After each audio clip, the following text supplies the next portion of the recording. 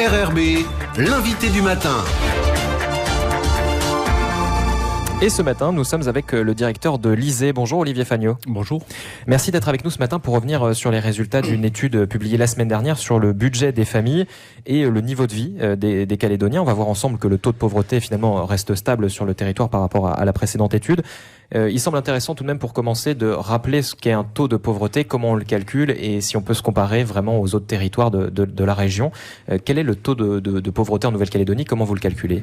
Alors, le taux de pauvreté de 18%, en fait 18% de la population dont le niveau de vie est inférieur à un seuil.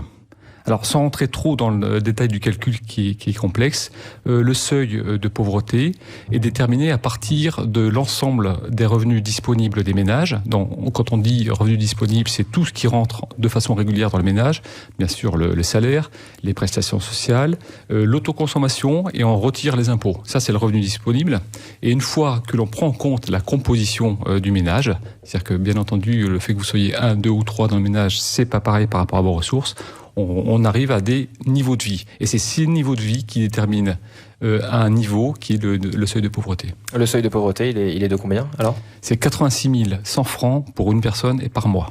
Donc toutes les personnes d'un foyer représentent la même chose, le même poids dans un foyer, c'est ça? Effectivement. Enfin, en tout cas, tous les membres d'un foyer ont le même niveau de vie, même si effectivement, on donne des poids différents pour des questions d'économie d'échelle. En fait, un adulte, on donne un poids de 1, le deuxième adulte 0,5 et un enfant de moins de 14 ans, c'est 0,3. Donc on appelle ça des unités de consommation, ce qui nous permet d'avoir des équivalences qui sont utilisées d'ailleurs partout dans le monde, ces unités de consommation. Donc là, on est sur un calcul de niveau de vie qui est relatif à la rémunération et au niveau de vie des autres Calédoniens. On n'est pas sur le budget qu'on aurait pour subvenir à ses besoins primaires.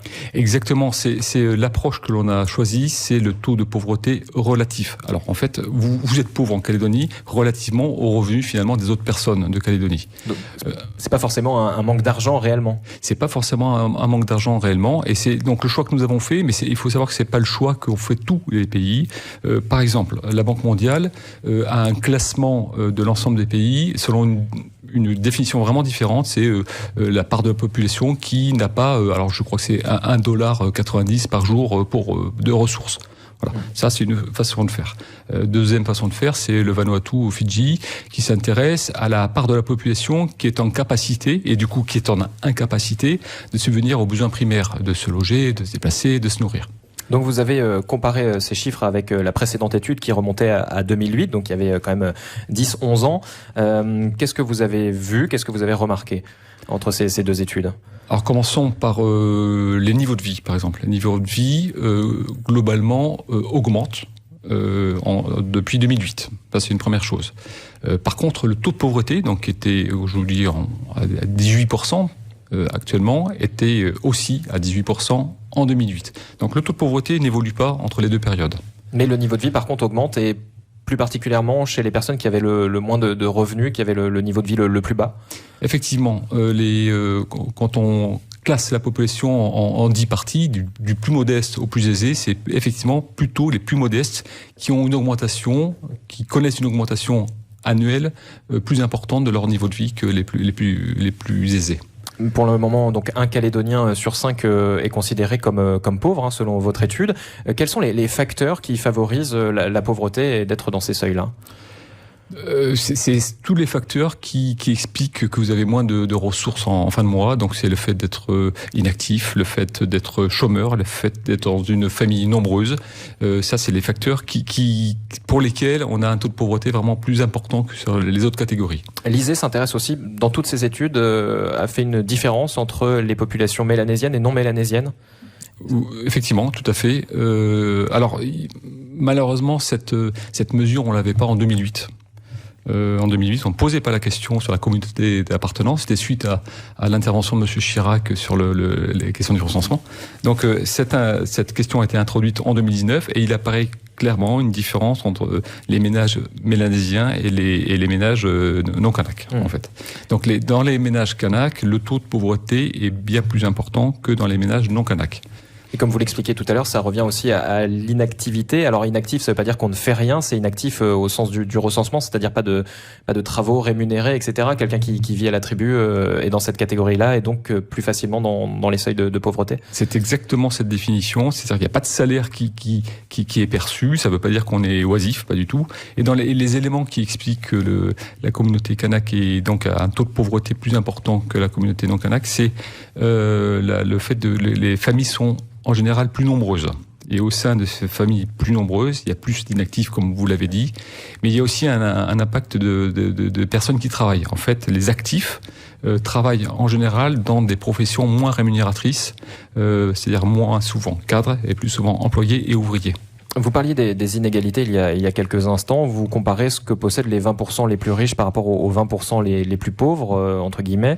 Là, on voit que ça se résorbe un petit peu au niveau des inégalités. Vous avez des explications à ça ? Alors, ça se résorbe un petit peu. Alors, il faut quand même être raisonnable. Ça se résorbe très, très doucement quand même, hein. Alors, il y a un écart qui reste très important entre les 20% les plus aisés et les 20% les plus modestes. Quand je dis très important, c'est de l'ordre de 1 à 8 en termes de richesse détenue. Peut-être pour comparer, c'est de l'ordre de 4 en métropole. Donc, les inégalités sont effectivement importantes en Nouvelle-Calédonie. Quand même, donc je vous disais, elles se réduisent progressivement. Elles étaient de 1 à 9 en 2008, c'est ça ? C'est ça, de 1 à 9 en 2008. Alors, comment on explique que finalement les inégalités se résorbent ? Alors déjà, il y a un facteur important pour réduire les inégalités, c'est la question de la redistribution. Redistribution, c'est tout simplement, c'est prélever sur les ménages les plus aisés pour redistribuer sous la forme de prestations sociales aux ménages les plus modestes. Donc ça, c'est quelque chose qui fonctionnait très bien en 2008 et qui fonctionne aussi très bien en 2019. Par exemple, en 2019, le taux de pauvreté serait de 2 points supérieur s'il n'y avait pas de redistribution. Donc il y a un impact, c'est bien l'objectif de la redistribution, et c'est efficace. Entre 2008 et 2019, qu'est-ce qui s'est passé ? 2 séries de choses qui ont été dans le sens de la réduction des inégalités. C'est que l'imposition a été plus importante, et notamment par le fait du déplafonnement du quotient familial qui est intervenu, donc qui a permis de prélever davantage aux plus aisés. Et d'un autre côté, il y a eu la création de nouveaux dispositifs de prestations sociales qui ont aidé les plus modestes. Du coup, les écarts entre plus aisés et plus modestes a eu tendance à se réduire par rapport à 2008. Donc ça a permis de sortir un certain nombre de familles et de Calédoniens de ce seuil de pauvreté, de passer au-dessus du seuil. Exactement. Si l'on compare à la métropole et aux autres outre-mer, parce que c'est aussi intéressant, où se situe la Nouvelle-Calédonie ? Alors en termes de taux de pauvreté, alors, ce qui est intéressant quand même dans ce mode de calcul, c'est qu'on calcule exactement de la même façon sur chacun des territoires. Et les taux de pauvreté sont calculés, bien entendu, par rapport aux revenus du territoire.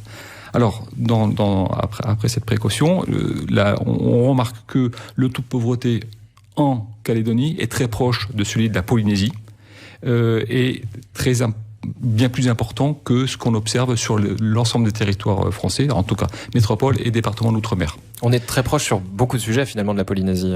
Finalement, on a beaucoup de caractéristiques communes avec la Polynésie.